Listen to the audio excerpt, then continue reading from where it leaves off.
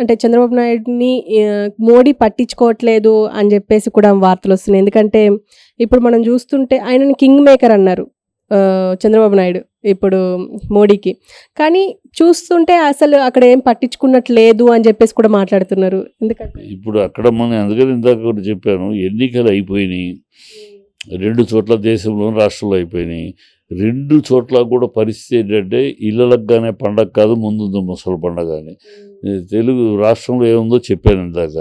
రాష్ట్రంలో ఎలాంటి పరిస్థితి ఉంది, చంద్రబాబు పరిస్థితి ఏంటి, రాష్ట్రంలో ఏంటి ముందు ముసలి చంద్రబాబు ఇప్పుడు ఏంటి, ఈవిడేం చేస్తాడు, ఏనాడు ఆ 2018లో బీజేపీ నుంచి ఎందుకు వైదొలిగాడు?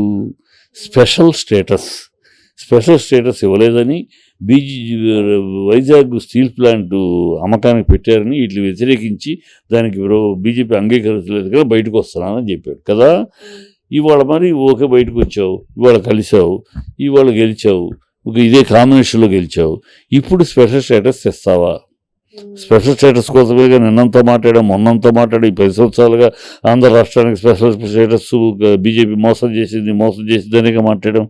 ఇవాళ గెలిచారు, అదే బీజేపీ కాంబినేషన్లో ఉంది. ఇవాళ మరి స్పెషల్ స్టేటస్ తీసుకొస్తారా? బీజేపీ ఇవ్వను అనేసింది. బీజేపీ ఇది ముగిసిపోయిన అధ్యాయం చెప్పేసింది. ఇవాళ కనుక ఒకవేళ బీజేపీ ఇస్తానన్న ప్రజల్లో అవమానిస్తే ప్రజల్లో బీజేపీకి పెద్ద నింద వస్తుంది. అంటే ఇవ్వగలిగిన పరిస్థితి ఉండి 10 ఏళ్ళుగా మమ్మల్ని మోసం చేశారా అని ఆంధ్ర ప్రజలందరూ నిలదీస్తారు. కనుక వాళ్ళు యూటర్న్ చేసి ఇస్తామన్నారు. ఇస్తామంటే వాళ్ళు ఆల్రెడీ మనకు కాదన్నారు, బీహార్కి కాదన్నారు, ఇంకో 4 ఇతర రాష్ట్రాలు కూడా కాదన్నారు. ఇప్పుడు వాళ్ళు కాదంటే వాళ్ళందరూ కూడా అడుగుతారు కదా. సో చంద్రబాబు స్టాండ్ ఏంటి? ఇప్పుడు ఇక్కడే స్టేటస్ ఇవ్వము అన్న ఈ కూటమిలో బీజేపీతో ఉంటారా? లేకపోతే మేము ఇస్తాము, మా దగ్గరికి రండి అని కాంగ్రెస్ పిలుస్తాను, మేము ఇస్తాము, స్పెషల్ స్టేటస్ ఇస్తాము అని వాళ్ళు చెప్పడం కాదు, ఎన్నికలప్పుడు కూడా చెప్పారు. సో మేము ఇస్తాము, ఇటు వచ్చేయమంటున్నారు. వచ్చి అలాగే బీహార్ను కూడా మేము ఇస్తాము, ఉప ప్రధాని ఇస్తాము, నితీష్కి రమ్మంటున్నారు, వెళ్ళిపోతారు. ఇప్పుడు పదవుల కోసం స్పెషల్ స్టేటస్ని వదులుకుని ఈ కూటమిలోనే ఉంటాడా చంద్రబాబు? లేదు, స్పెషల్ స్టేటస్ కోసం కూటమిని వదిలేసి కూటమి నిన్నగా కలిసి పోరాడం గెలిచినా నీకు టాటా బై బై అని కాంగ్రెస్కి చేతులు కలిపేస్తాడా? మళ్ళీ ద్రోహి అనిపించుకుంటాడా? ఇవన్నీ చంద్రబాబు ముందున్న ప్రశ్నలు. చంద్రబాబు ప్రజలు నిలదీస్తారు. ఇప్పుడు అయిపోయింది, ప్రజలు స్పెషల్ స్టేటస్ సంగతి ఏంటి, వైజాగ్ స్టీల్ ప్లాంట్ విషయం ఏంటి, ఈ నిలదీస్తారు. ఈ 2 కూడా కాంగ్రెస్ ఇస్తానంటది కానీ బీజేపీ ఇవ్వననేసింది. అంటే ఇప్పుడు తీసుకొచ్చే అవకాశం లేదంటారా? స్పెషల్ స్టేటస్ కానీ స్టీల్ ప్లాంట్ ఏం తీసుకొచ్చే అవకాశం లేదు. ఎందుకు తీసుకొచ్చే అవకాశం లేదంటే వీళ్ళు పార్లమెంట్లో చెప్పారబ్బా, ఎక్కడో చెప్పడం కాదు, పార్లమెంట్లో బీజేపీ చెప్పింది ఇది ముగిసిపోయిన అధ్యాయం. స్పెషల్ స్టేటస్ అనేది ముగిసిపోయిన అధ్యాయం. ఈ మనకి చెప్పేసి పార్లమెంట్లో అదే 4 రాష్ట్రాలు అడుగుతున్నాయి కదా, 4 రాష్ట్రాల సంబంధించి పార్లమెంట్లో ప్రశ్న వచ్చేటప్పుడు అసలు ఏ రాష్ట్రానికి లేదు, ముగిసిపోయిన అధ్యాయం అని చెప్పేశారు. ఇక వాళ్ళు మళ్ళీ రివైవ్ చేస్తే చాలా పరుగు పోతుంది, అల్లరైపోతారు, వీళ్ళన్నీ దొంగ నాటకాలనే అయిపోద్ది, మోడీకి మర్యాద కూడా పోద్ది. లేదు, తేవాలంటే కాంగ్రెస్ తోటి చేతులు కలపాలి. కాంగ్రెస్ ఇస్తానంటుంది. కాంగ్రెస్ కానీ ఇప్పుడు వీళ్ళకి బీజేపీ ఇక వీళ్ళు 30 మంది, బీజేపీ 240లో ఆగింది, మ్యాజిక్ ఫిగర్ 272. ఈ నితీష్ కుమార్ను చంద్రబాబు కలిస్తే వాళ్ళు పొజిషన్లో ఉన్నారు. ఇప్పుడు వీళ్ళిద్దరూ వచ్చేసారంటే అది పడిపోద్ది, మెజారిటీ నుంచి పడిపోద్ది. వీళ్ళు కాంగ్రెస్కి వెళ్తే 233 ప్లస్ వీళ్ళు 30, 263, ఇంకా ఒక 9 కావాలి. అది బయట పార్టీలు సిద్ధంగా ఉన్నాయి. అవసరమైతే జగన్ కూడా బయట నుండి సపోర్ట్ చేస్తాననొచ్చు, ఎందుకంటే బీజేపీ మనతో కోపంతో ఓడిచ్చారు. అతను 4 కూడా అటు వెళ్ళొచ్చు. సో ఆ 9 వాళ్ళు కవర్ చేసుకుని ఈ ప్రభుత్వం కూలిపోద్ది.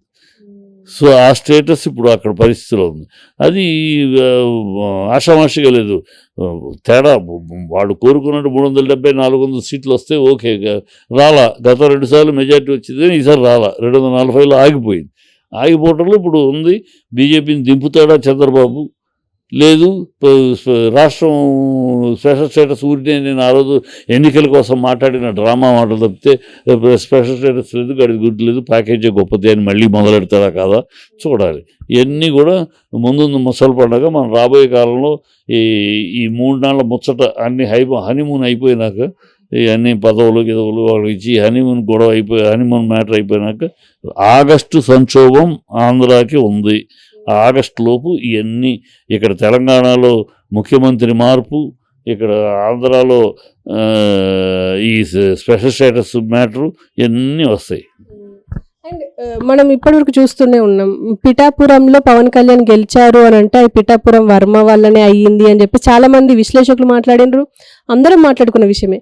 కానీ ఇప్పుడు ఏంటంటే ఆయన మీదనే డైరెక్ట్ అటాక్ చేసిరు జన సైనికులు, అది ఎట్లా చూడొచ్చు అంట? అందుకని ఇందాక కూడా చెప్పింది, జన సైనికులు అభిమానులు అప్రమత్తంగా ఉండాలి. ఊని రచ్చ అల్లరి బూతులు మాట్లాడటం, ఎవరిని పడితే మీకు ఉండి మీ అండగా ఉండి మీకు సహాయం చేసిన వర్మనే ఆయన ఎందుకు వచ్చామంటే సర్పంచ్ కలవడానికి వస్తే మాకు చెప్పకుండా మీరు సర్పంచ్ని ఎవరు మీరు ఎలా కలుస్తారంటే, అంటే మీ అభిమానులు మీ కార్యకర్తల పర్మిషన్ తీసుకొని వెళ్ళాలా ఎవరైనా?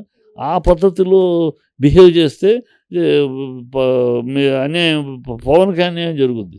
పవన్ మీదే ప్రజల్లో ఒక ఏసుడిప్ వస్తుంది. ఇదేమి ఇది వీళ్ళు రౌడీతనాలు చేయటానికే, వీళ్ళ చిల్లర పనులు చేయటానిక మనం ఓట్లు వేసేదని ప్రజల్లోనే విముఖత వచ్చేస్తుంది.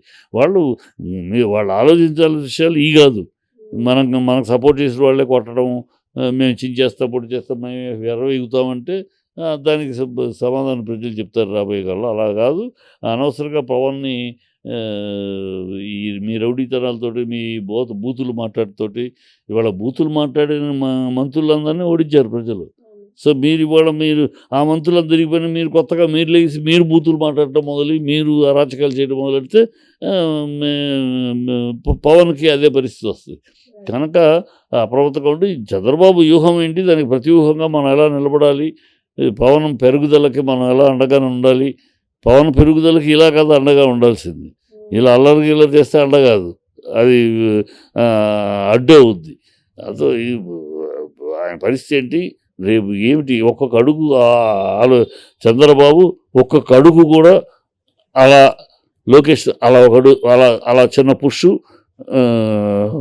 పవన్ కళ్యాణ్ అలా కిందకు లాగటం, ఇదే చేస్తాడు.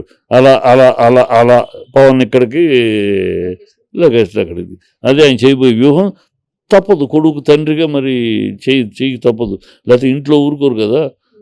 ఇంట్లో మనోడితో ఆడుకోవాలన్నా కూడా కుదరదు, విభేదాలు వచ్చేస్తాయి తెలుగు. కనుక అది దాని మీద అప్రమత్తంగా ఉండాలి. ఈ చిల్లర వేషాలు వర్మ మీకు కష్టపడ్డాడు, తన త్యాగం చేశాడు, మీ అంటున్నాడు. నిన్నటిదాకా కూడా ఆ వర్మని మీరెవరు రావడానికి, మా పర్మిషన్ లేకుండా మీరెవరు అడగడానికి, మీ పర్మిషన్ ఏంటి? ఓ సర్పంచ్ని వర్మ కలవడానికి వెళ్తే మీ అభిమానులు మీ జనసైనికుల పర్మిషన్ కావాలా? ఇదేమి విధానం కదా. ప్రజలు తిరస్కరిస్తారు, ఆపాస్పాలు అవుతారు. అది. అండ్ పూనం కౌర్ నటి ఆవిడ ఒక ట్వీట్ చేశారు, Jaganmohan Reddy and me family కలిసి ఉంటే బాగుంటుంది, లేకపోతే ఇలాంటి పరిస్థితులు ఎదురవుతాయి అని చెప్పేసి. కానీ అది అవకాశం ఉందా అంటారా? అంటే షర్మిలమ్మ, సునీత, ఇటు జగన్, ఇప్పుడు పూనం కౌరు వీళ్ళు ఇప్పుడంతా సలహాలు చెప్పడానికి, ఉచిత సలహా ఇవ్వడానికి చాలామంది ఉంటారు. ఉచిత చెప్పడానికి జరిగింది.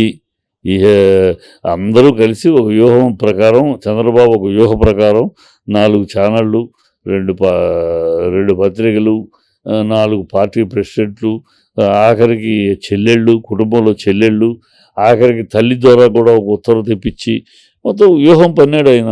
ఆ వ్యూహంలో చిక్కుపోయాడు. కర్ణుడి చావుకు అనేక కారణాలు అన్నట్టు, అలాగే జగన్ ఓటమికి అనేక కారణాలు.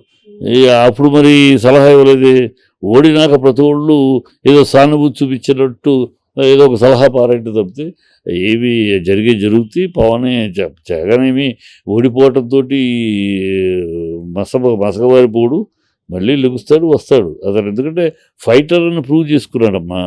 అతను సోనియా గాంధీని ఎదిరించి నిలబడి శూన్యం నుంచి వచ్చాడు. జైల్లో 16 నెలలు ఉండి ఆ శూన్యం నుంచి వచ్చాడు, మళ్ళీ కింద పడ్డాడు, మళ్ళీ లెగుస్తాడు.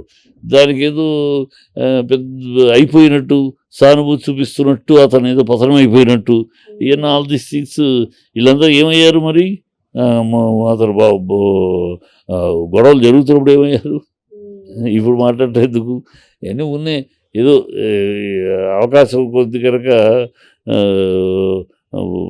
ఇది ఎలా ఉంటుందంటే అవకాశం ఉంది దెబ్బతిన్నాడు కనుక